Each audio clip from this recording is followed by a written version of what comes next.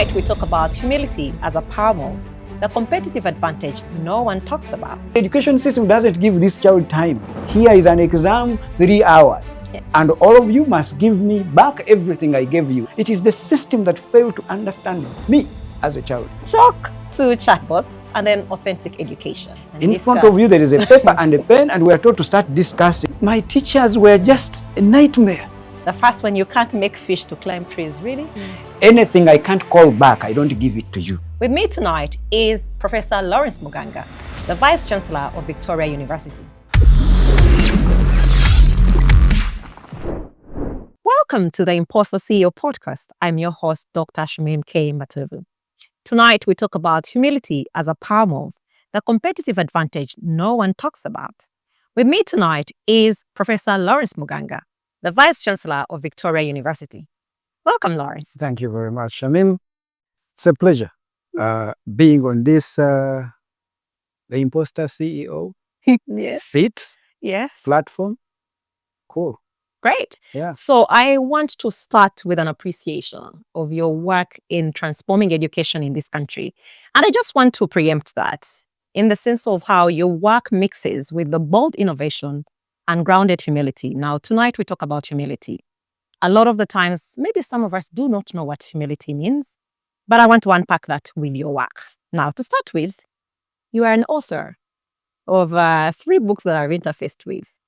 The first one, you can't make fish to climb trees, really? Yeah. Okay. From talk to chatbots and then authentic education. But you're also a person that has advocated for transformation in the education sector, focusing on abolishing traditional exams in favor of competence-based learning. You have also championed student-centered or learner-centered approach to teaching, but also tech-enabled innovations around education. You have contributed to strategic reforms that reposition Victoria University in Uganda's higher education landscape. What drives you? I mean, I want to live in a better place. I want to live in a world that if I had been fortunate enough as a young child to have been given such an environment. I have been fortunate enough to really travel to so many countries, about 52, if I have to be precise. I've not been there as a tourist. No, real actually, do I even go to different countries as a tourist? Now I've been there working, okay? But I've admired what these countries, most of them, what they have done to empower their people. It begins with the leadership itself to define the mindset of a country, the position of a country, where they want it to be in a particular future. When I talk about the country, I mean the people of that very country. So it is such admiration and dreaming, but dreaming with action, right? That I long to see my people, fellow countrymen and women, live in an environment, in a country that is so progressive that they are able to better themselves, better their families, better their country, and we are a sane society. So if I was given a chance to live in that country from childhood, I wouldn't be what I am today. No, I would be better. I can guarantee you I would be a better man. But of course, I can't complain about who I am. I am grateful to God. That's why everyone, whenever they ask me, "Oh, Lawrence, how are you?" I say, better than I deserve. It would have been worse, but I don't want that worst kind of scenario to happen to the people I know. So that drives me every day to do the little I can to make where I live a better place. I like that you focus on being a better person, but also making the environment within which you are better. Because you cannot really pretend to be better off when the environment. And when I say the environment, I don't mean just the green. Yeah. It is very important to Yeah. keep our environment really, really the best we can, because it provides us what we want in life. But I am saying the people. Yes. Okay. Today I'm here, tomorrow I'm not here, but my children will be here. My grandchildren will be there. Yeah. So who are they going to interact with? Who are they going to live with? So I have to fight, do my best that my environment, my society is better than I found it. That drives me. And I hope that one day we reach that promised land. Now, you say something very, very deep when you say that if you had grown up in an environment where you've, where you've been practicing, like you and I have experienced an environment where opportunities are brought to kids when they were even still young, in terms of their learning. And I see that as a person that is driving leadership in education transformation, it's not an easy thing, because somehow also people get stuck in their own ways of doing things. Now, we are talking about humility, because for you to also drive change, there has to be a level of personality that you have that enables people to recognize that they can follow what you're projecting. And now, I've talked about your experience in terms of influencing policy as well. There are a couple of conversations that you've led that have led to some of these innovations. I've seen, just share with us a few, because I know there are a couple that you have led in terms of policy that have transformed the way education is done in this country. So, I mean, again, it stems back from what I've just shared. Yes. Not really wanting to leave behind a system that I found that has so much disadvantage. Every child. Yes. Now, you talked about one of my books, like you can't make fish climb trees. Yeah, it's like asking a monkey to start speaking, and then you blame it for not really being fluent in English. It was not meant to speak English. It will giggle, it will do everything. That's the monkey. So now the system forces every child, right? Like makes every child behave like a fish to climb a tree. We were born different. We are able differently. We have different abilities. So now, if we are like that, how do we then turn around to live in a system that tells a child that you're going to run 100 meters, but all of you must arrive at the same time? It can't happen unless we don't have a God who created us. Because when God created us differently. Yeah. So we may arrive at our own time. Pace as well. And with different strengths, different successes. But my success may come a little bit behind Much yours. later. Yes. I just need time. Yeah. So the education system doesn't give this child time. So it simply says that, okay, here is an exam, 3 hours. Yeah. And all of you must give me back everything I gave you. 80%, at least you are an A student. Less than that, you are the worst. You have failed. No, it is the system that failed to understand me as a child, as a learner. So Those things are the things I try to change. You're asking a student to sit somewhere in a classroom with an exam, and you tell them that, oh, discuss how Kampala would have become a better place if it had a better mayor. Okay.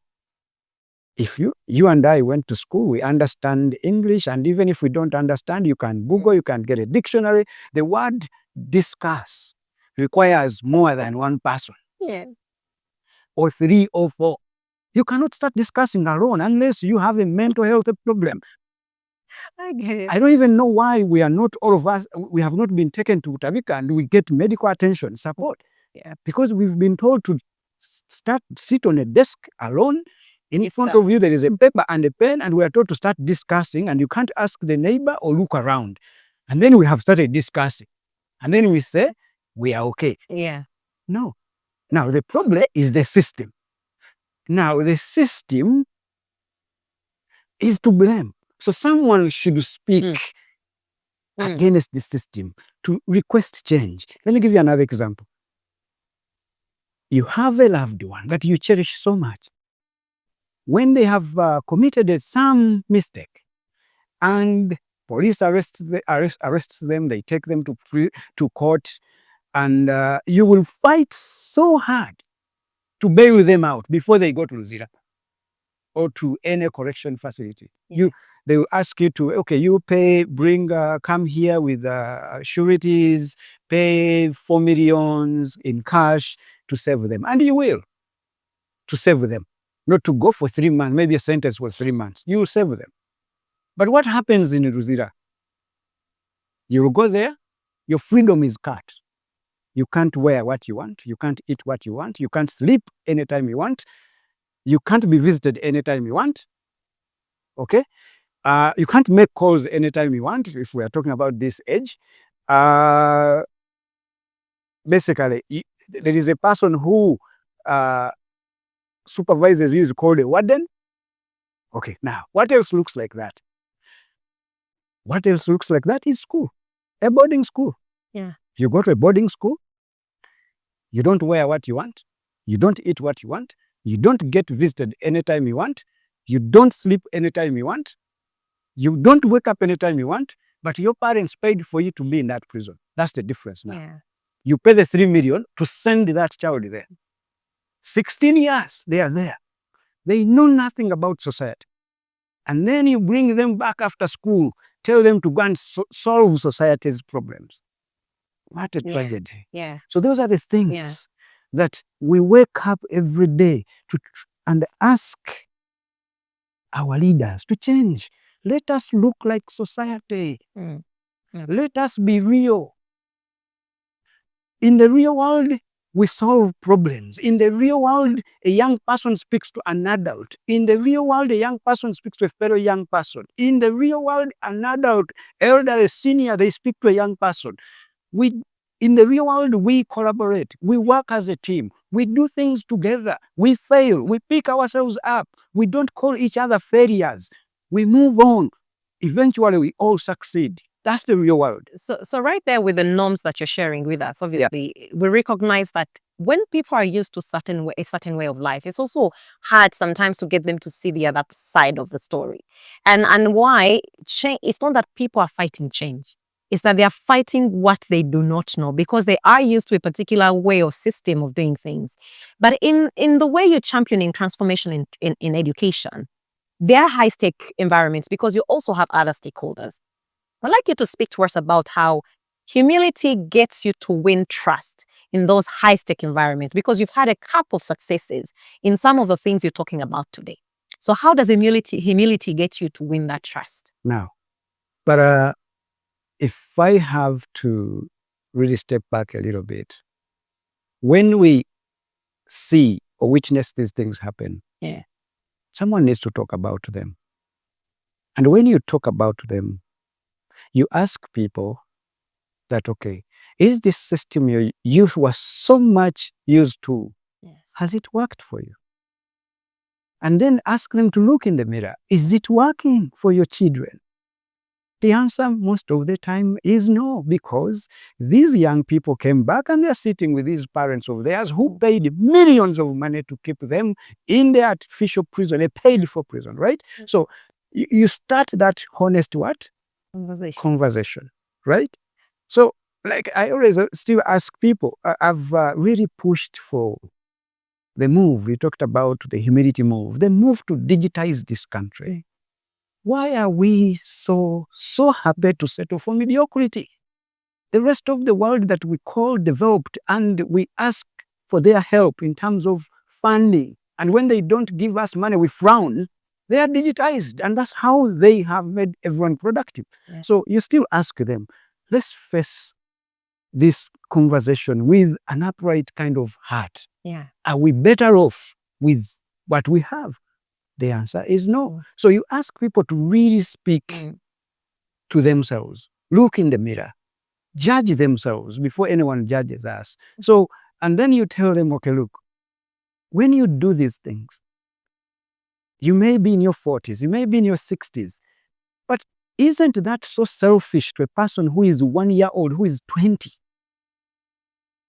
So can you be parent enough? Can you be human enough?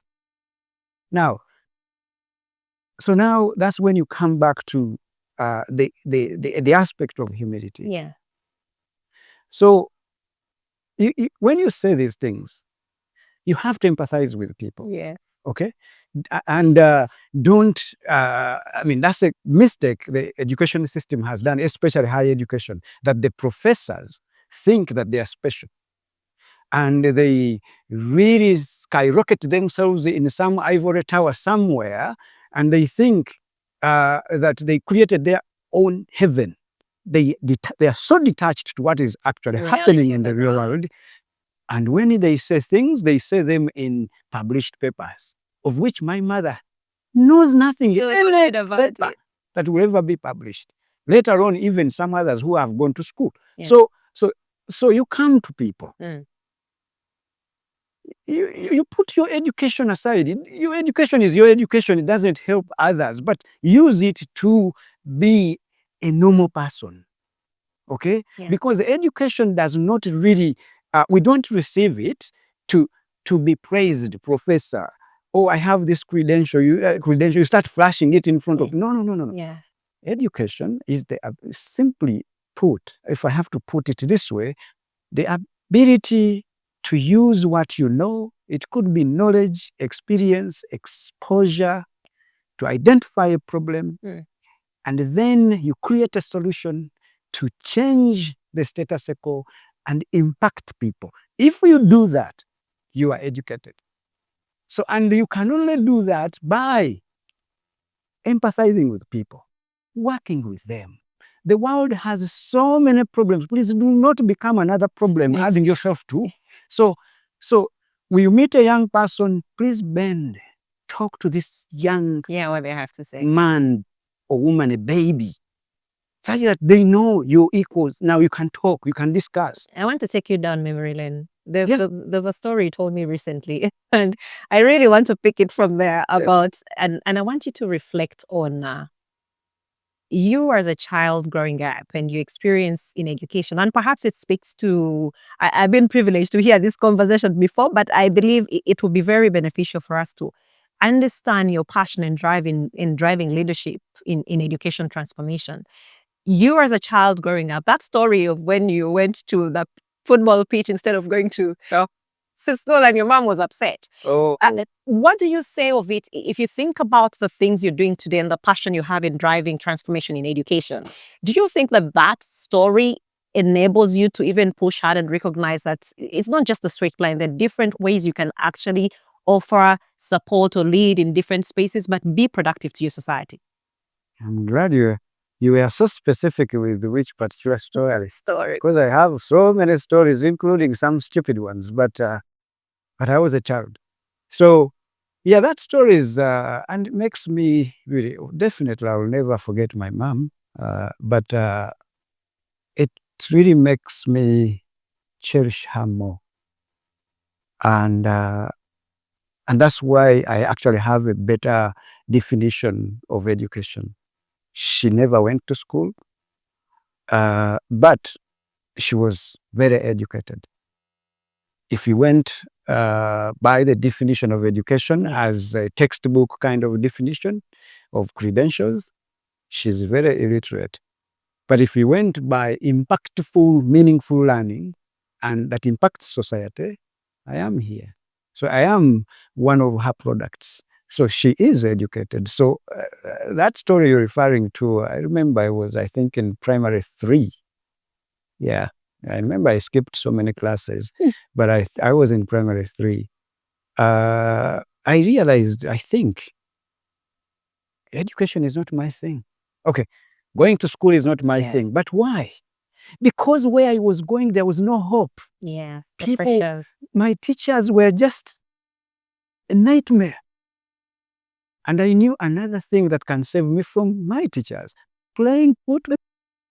I have fun. I can play football all day, and if possible, the moon or the sun can stay even the entire night. Yes. So me and my colleagues call them colleagues, partners in crime. We created a football pitch in a forest. So we played soccer. Like morning, like your mother escorts you to go to school. She stops somewhere, you branch in a forest. You play soccer, and even you wait for these people who went to school to come back. Yet, okay, what did you study? They tell you, can I see your book? And I remember we used to have half exercise books. They give a whole book, but he cut it into two. So then you even give yourself work and you rewrite everything, and you even bought a red pen. We start marking ourselves. You go back home and say, did you study? Yes, ma'am. Look, today's work, I did. Yeah. I don't know who told her that these people are not going to school. So one day she escorts me. She goes back, pretends. Now I know he wasn't pretending. Yeah. So we went and branched. So we started, of course, dividing ourselves, like playing the way we used to play, facing the other side. And these, for lack of, I didn't want to really ruin your show to say a bad word, they didn't even tell me that my mother is coming. You just had. Before I know, she's holding my hand. Follow me. Now I knew the world has come what? To an end. Yes. Because I knew what was going to happen. She didn't take me home. She took me direct to school. And there was an assembly. Remember those assemblies? Yes. She said, okay, on the parade, this boy, and she just picked me, others scattered. Wherever they went, God knows. They created a football pitch in the forest. They have not been coming to school. I was beaten thoroughly. Well, the teachers, I think they were like 3, each gave me whatever they thought was enough, including my mom. But on that day, on my knees, I committed to everyone that I will never miss a single day of class. Yes. And that turned my life around. Yeah. I don't know, maybe it would have been a different situation. So yes, sometimes those things happen. But of course, there's something I learned from that. Yeah. That we have to make school attractive, interesting for people, for learners. Mirror real life. Yeah. Such that I don't have to create a football pitch in a forest. It can be at school. I can have extracurricular activities embedded in the curriculum. Yes. All right? Make school resemble real life. Yeah. Be real life. So, and that's what I have really taken. Yeah. And I communicated to policymakers, to parents with humility, because if you don't, they think, oh yeah, you're here because you have become this. You are now carrying us. Are humane enough. Yes, like we have to be us. Absolutely. We have to be human. We have to empathize with everyone because every child deserves better. Absolutely. There is no single parent. Maybe they will be born, but for now, every parent and anyone who is about to become, no one has given birth to a child. No one will ever give birth to a child who is a failed child. Yeah. Never. Everyone has. It's the environment we grow like within, like what that raises us, that makes us categorized or tagged failures. Of course, and as leaders, we have the responsibility to create an environment. We have to be them to learn, to possess. We have to be human enough, possess that humility that is required to change this environment, such that every child achieves the opportunity to be that very person that God created. Yeah.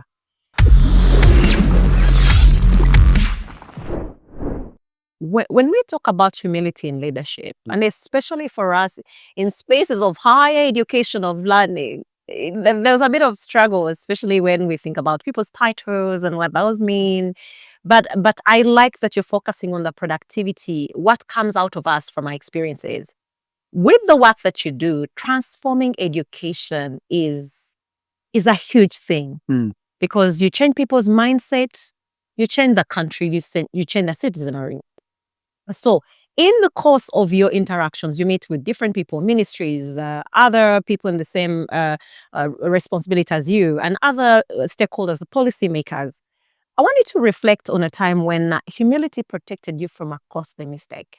And it could also be in what you're leading in terms of transforming the way Victoria University enhances educational practices, education in this country. Has there been a time where you think humility has protected you from a costly mistake? Yeah, most of the time it does. And sometimes you get to know, other times you don't even have to know. But it doesn't even have to protect me from a costly mistake. Sometimes it even protects you from danger. Yes. 2021, I was arrested. Okay? Taken by CMI. Yes. That was the most frightening situation Experienced with. I have ever experienced. And I didn't even know why. People come, guns blazing everywhere. Then this is when I started thinking, okay, these are things I see in movies. Okay? I get to be taken in a place that I really, really don't know where I was going. Then I told these gunmen, I told them, guys, you're looking for me. Do not harass my people. Yes. Take me wherever you want. Now, I didn't know that I'm going to really come back alive, or I scanned my head very, very quickly. It's a horrible experience. Yeah, and what have I done? One, I do not steal. I don't abuse anyone. I do not disrespect anyone, not even a child. So you do a balance sheet. You start thinking about yourself. Like even when you want, you are really going, you want me to become angry at you, I'll walk away. I'll not give you my words, because anything I can't call back, I don't give it to you. Yes. So I'll just shut my door and keep quiet. I know time heals everything. And within no time, you will know that you're wrong. So I am taken. I am seated at CMI. People asking, Professor, what's going on? Then I'm asking them, guys, you lead the most really elite intelligence agents and you don't know what I have done? But because you treat everyone fairly, Yes. because you respect everyone, because you try to listen to everyone, the country stood up for me. They added their voices. You can't really detain this person. What has he done? Where is this? And I'm not even aware, as I didn't even know what I was really being charged or anything. Then until I think slept there. The following day, the head of state, His Excellency the President, going through so many friends of mine that talked to him, he ordered I get to be released. Then I come out. That's when I realized that the country was on fire.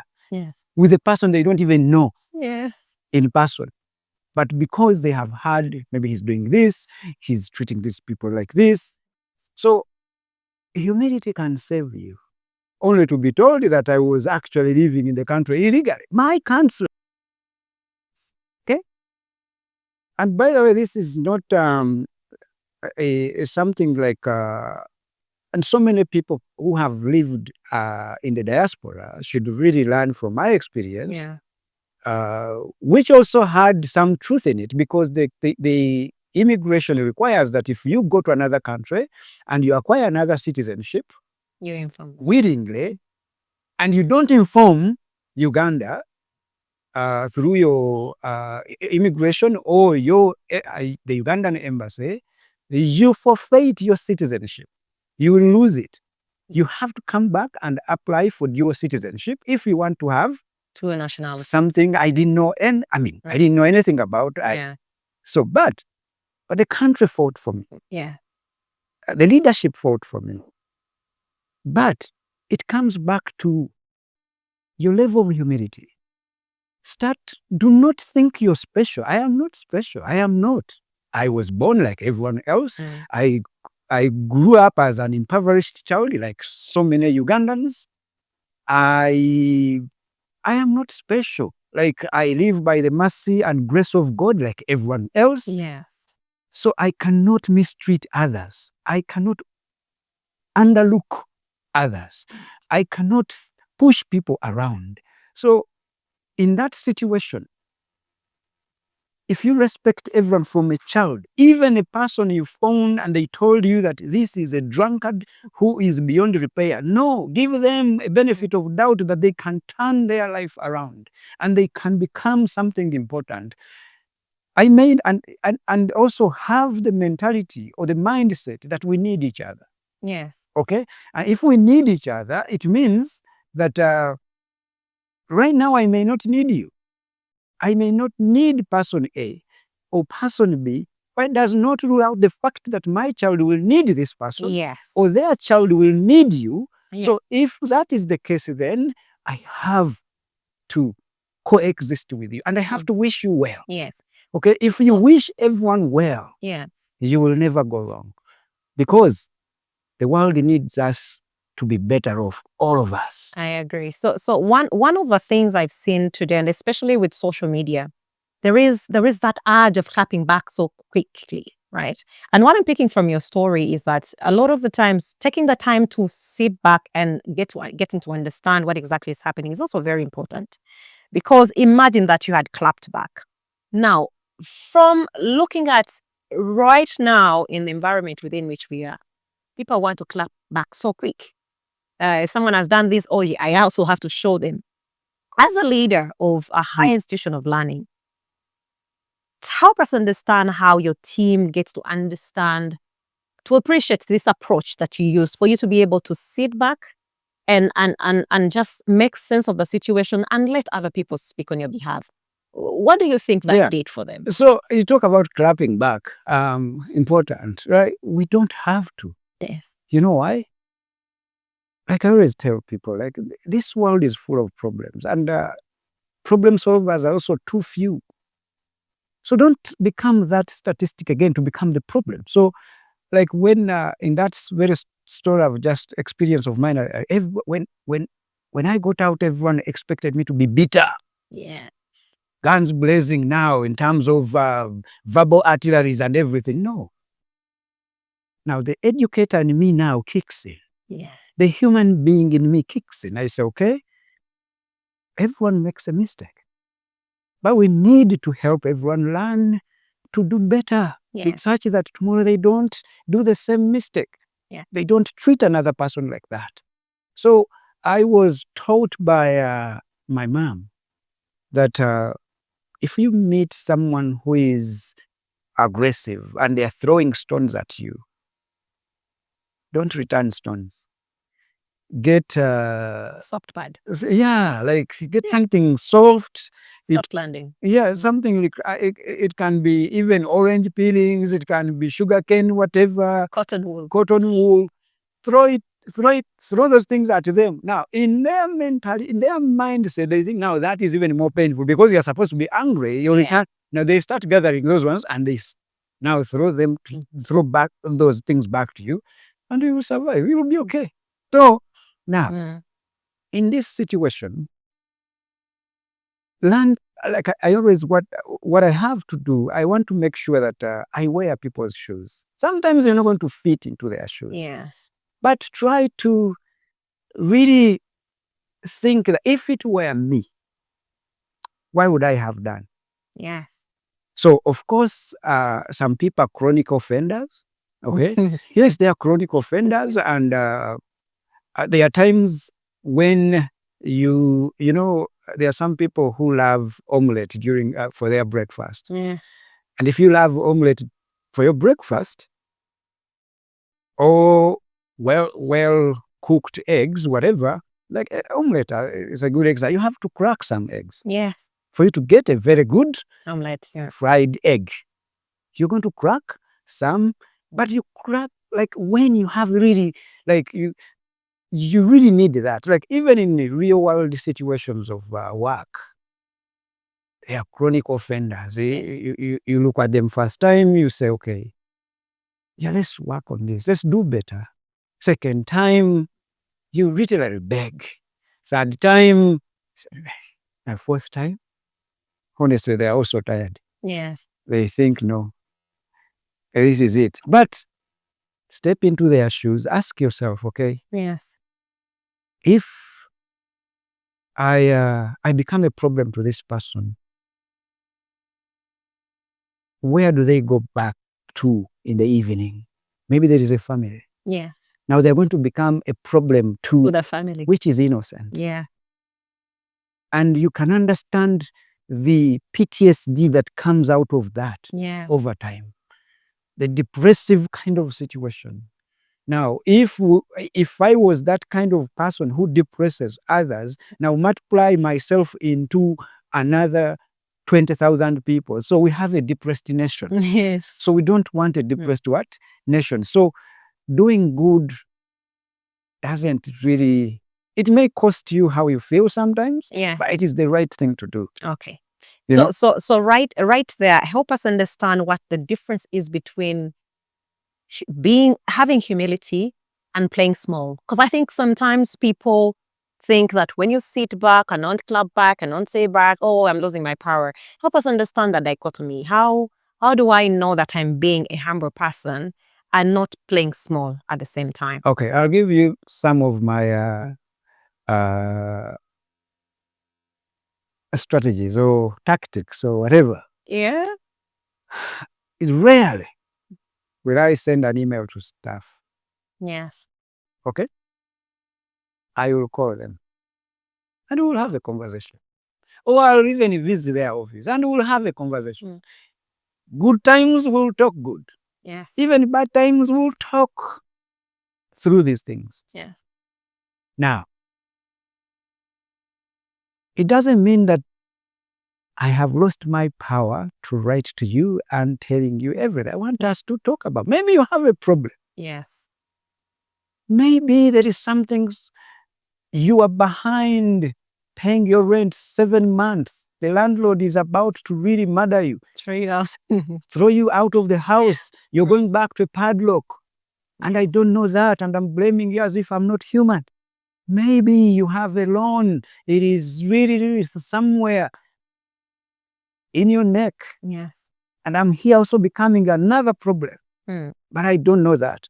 That's why talking is very, very important before you start judging anyone. Yeah. So once you really, it doesn't mean that you are small. Sometimes silence is golden. So you see something, you keep quiet. Yes. Yeah, you keep quiet. You see it again, you keep quiet. Then third time you call them, you talk to these people. Yes. So, and that approach yields huge results most of the time. By the time I'll tell you my staff receive my email, they will know that, okay, now this is a big problem. And they reorganize themselves, they will retweak themselves, they will better themselves before I even speak to them. By my silence didn't mean that I was stupid or I didn't know what I was doing. But I was also treating other people as mature adults. Yeah. They can reflect. They can change. I want to believe that we are all pointing or headed to a particular future that we want to achieve. You can only deny yourself that, but I'll give you that opportunity. Yeah. So who is the leader you admire that carries their power quietly? Because it looks like this is something that is really embedded in you. Where did you learn that from? I will honestly default to my mom. No. 100% all the time. Yeah. So, and even my dad would never tell you anything. Yeah. Until you've overdone it. My mother, same story. She will look at you and you fool yourself. You think you're so smart and she's looking at you. And then one evening she calls you. And she tells you, Lawrence, you know you're my son. Yes. Do you know that ABCD is wrong? Said, okay, ma'am, I didn't know. Okay, I want to tell you that it is wrong and stop it. And when you look at the tone she has used, Yes. yet she had the option of taking another direction. Yeah. And then if you don't change, then you have a problem. So that is something over the years and that's really a lesson for us parents, and that sometimes we have to mirror the best behavior that we need our children to learn from. Really embrace. Yes. So right there, tell me one of your quiet leadership decisions today that you hope speaks volumes in the future. There is a staff here at Victoria University. I'll not mention the name. I found her as a PA, okay? A PA, personal assistant. I talked to this young girl and she sounded really, really brilliant. Yeah. Then I asked her, like, what did you study? Then she told me what she studied. If I say the course, what now? Yeah. Yes. Let's just keep it at yes. So she tells me but whatever she studied did not in any way look like what she's doing. Yes. So I told her, okay, do you love what you're doing? She said, no. I came to this job just because, and that was like 2020. Yeah. I needed some money. And how much money? Do you earn here? Like 500,000. I said, okay. Given what you have shared with me, can you write for me an e-learning policy?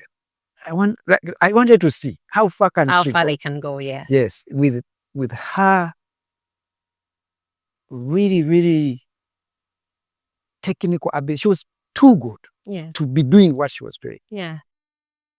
But she was, her humility was really up there to even accept anything. Yeah. Now, in like 4 or 5 days, I had a policy. Then did you do this? I said, okay, yeah, I did this. Then I had read it and asked different questions. And I realized really the girl understands her things. Yeah. I said, okay, suppose we really transfer you to something different. So I asked my colleagues, top management, can we interview this young lady to do this job? And they constituted a panel. Being the person who suggested that, I was conflicted. I didn't take part. Yeah.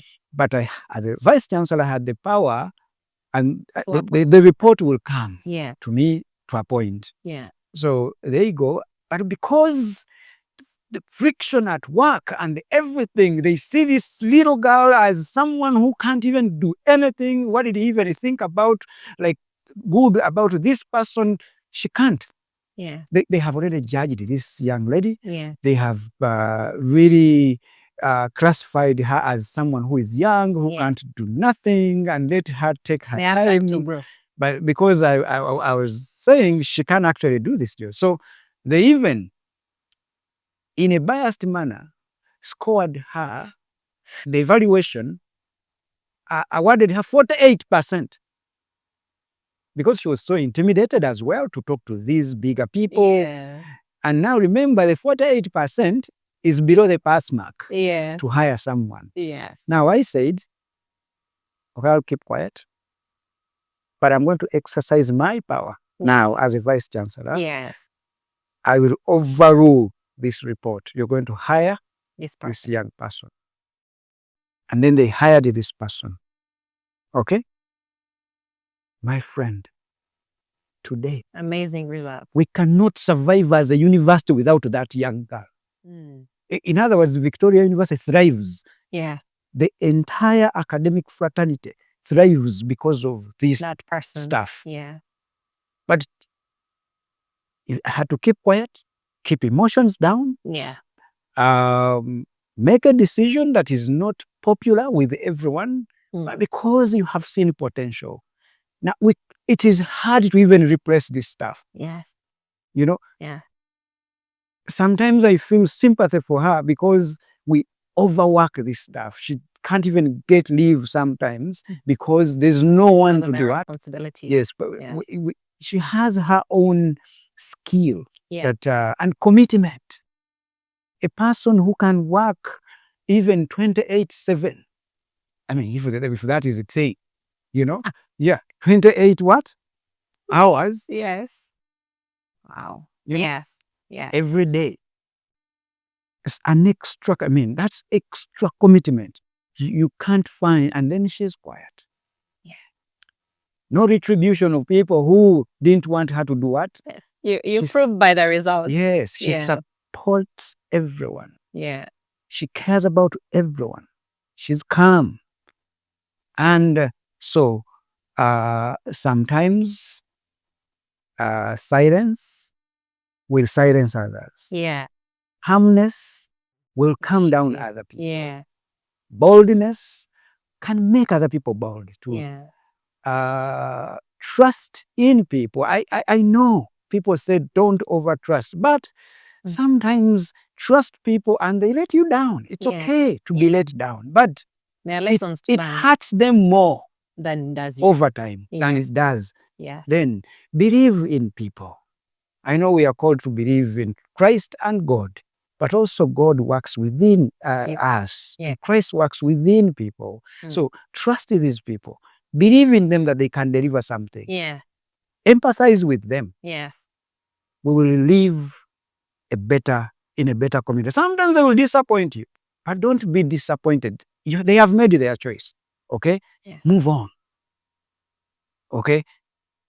But at the end of the day, I know it hurts them more than it hurts you. Yeah. So silence, calmness, boldness, and being empathetic, and embracing everyone. Okay? Don't paint everyone with the same brush. People are different abilities, but empower all, love everyone. We'll live greatly. Lawrence, thank you very much for sharing with us on this podcast. We wish you all the best in your endeavors in transforming education for this country. And I know you're going to do great for Africa. Thank you. Much pleasure. Next time, maybe I'll be a rebel CEO.